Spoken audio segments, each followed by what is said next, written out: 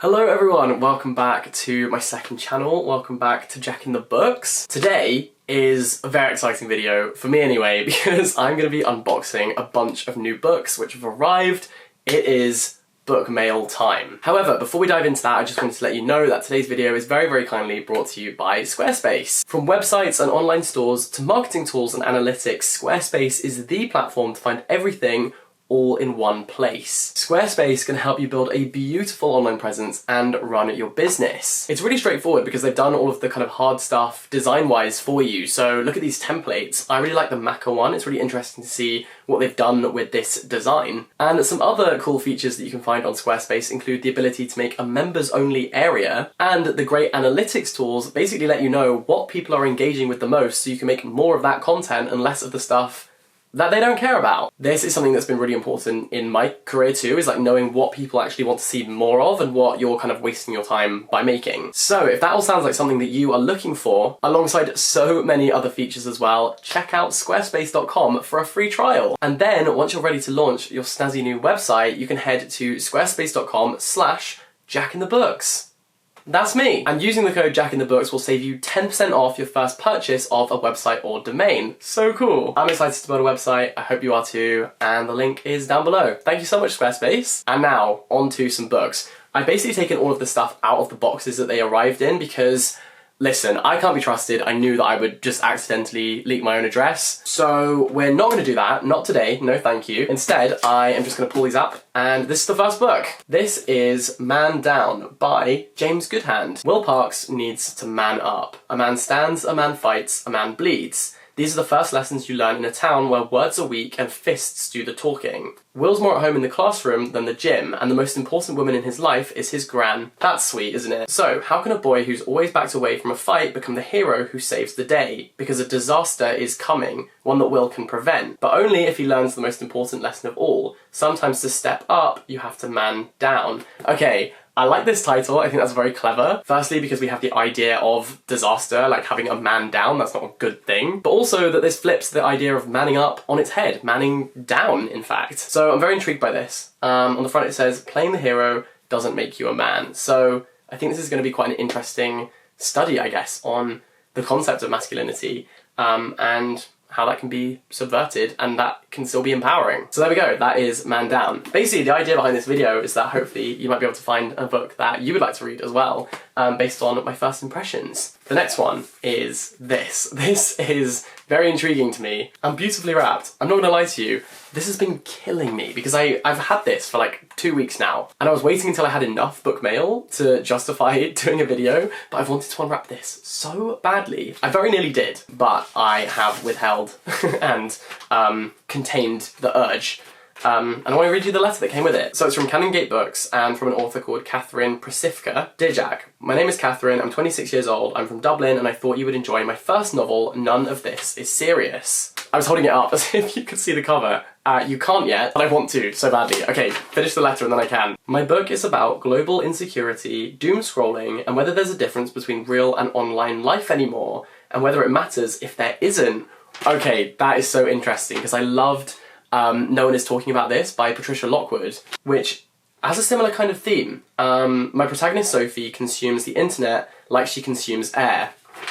Relatable. Although the internet is probably a little more important to her. You get to read all her messages to her friends, family, and love interests and hear what she's thinking as she sends those messages. Sophie's life, like mine, is fundamentally shaped by climate change, political instability, and economic recession, although we didn't create these problems and we have a very little power to change them. In the book, this takes the form of a purple lightning crack that opens in the sky, spawning further uncertainty and, of course, memes.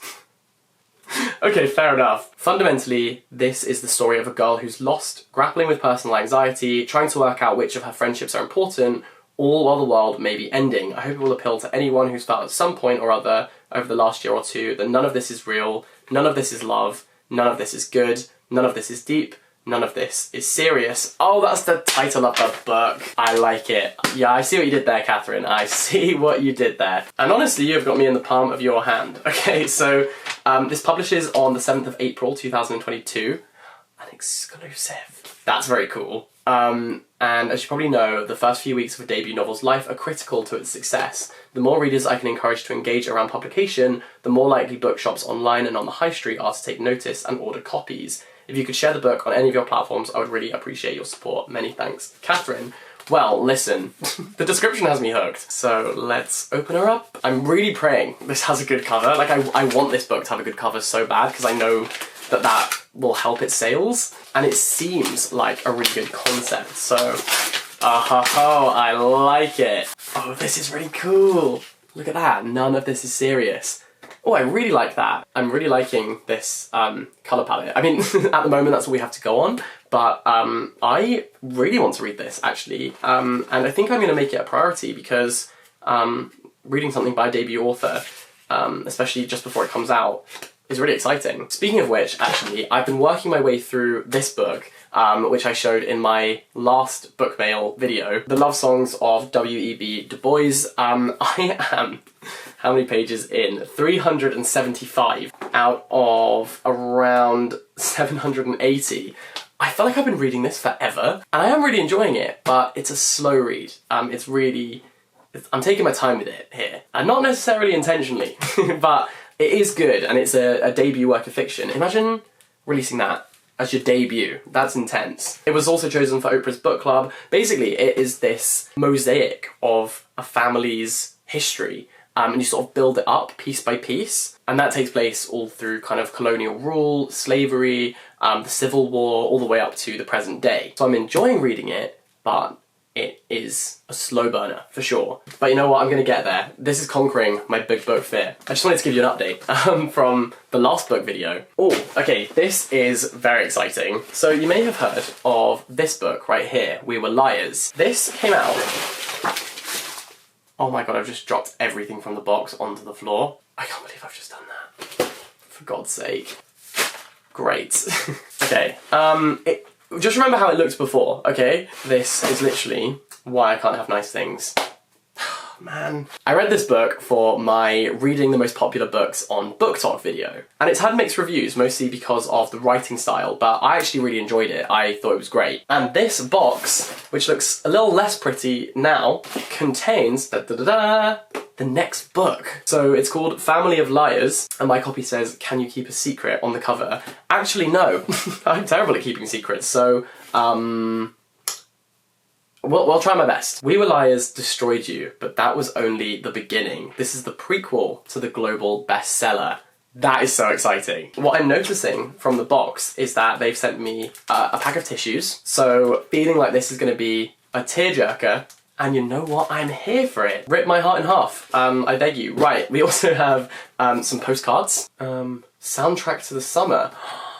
Oh my gosh, it's like a mixtape. The writing is kind of hard to read. My contact lenses are not giving what needed to be gave right here. Okay, we've got a Peter Gabriel song, a Prince song, so some bangers on here, I think. Oh, that's really cool. I think I might play these songs while I read it. That would be so cool. This postcard that says "Wish You Were Here," and then I've just noticed this envelope which says "Open after reading Family of Liars." Now that has got me intrigued. Oh, and a bookmark. Perfection. I know you guys hate it when I dog ear the pages.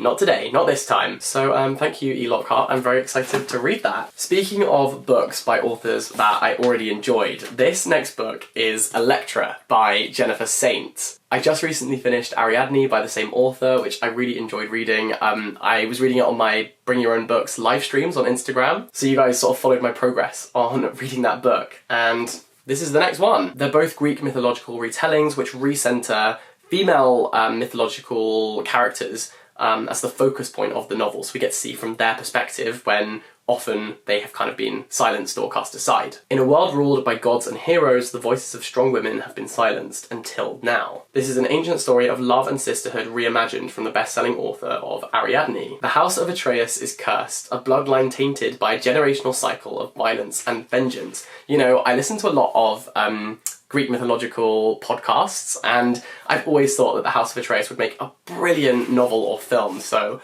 I'm really pleased to see someone doing exactly that. And I think we're going to follow 3 main female characters, and I absolutely cannot wait to get stuck into this. So thank you so much. And this comes out in April 2022.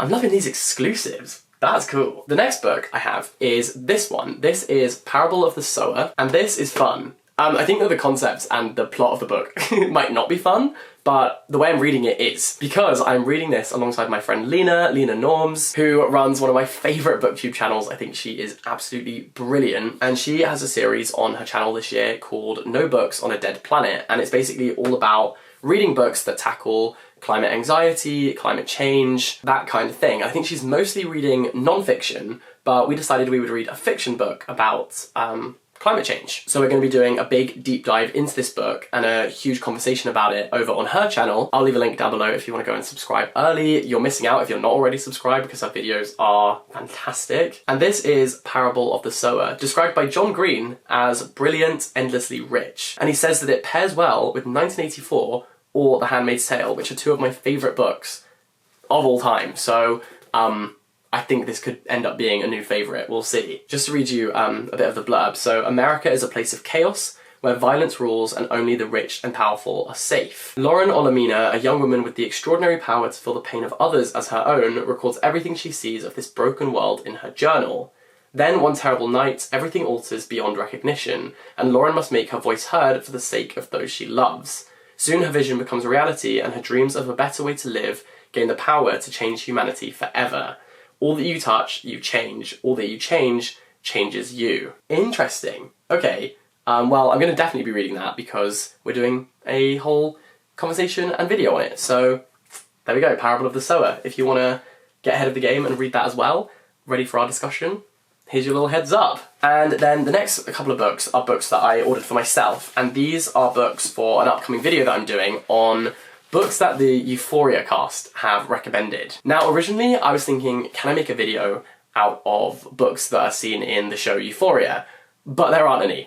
I don't know if you've noticed, but they don't do much studying. But thankfully, the cast have recommended a few books. And so we have A Bright Ray of Darkness by Ethan Hawke. This was recommended by Jacob Elordi. We Used to Be Friends, which was recommended by Sydney Sweeney in her shelf portrait video with Marie Claire. This book was recommended by Hunter Schafer, aka Jules. And Twelfth Night by Shakespeare was recommended by Zendaya, aka Rue Bennett, the star of the show. Soon to get her second Emmy for that performance, I'm pretty sure. And she recommended this book in her 73 Questions video with Vogue. So of course I ordered these 4 books, and a video is coming hopefully by the end of this month. They're not too long, so I reckon I can get through them. And in actual fact, that'll be my next video in collaboration with Squarespace, who very kindly sponsored this one. Thank you so much, Squarespace. The link is down below. If you like this video, you can give it a like, you can subscribe to this channel, and I will catch you very soon. Bye-bye!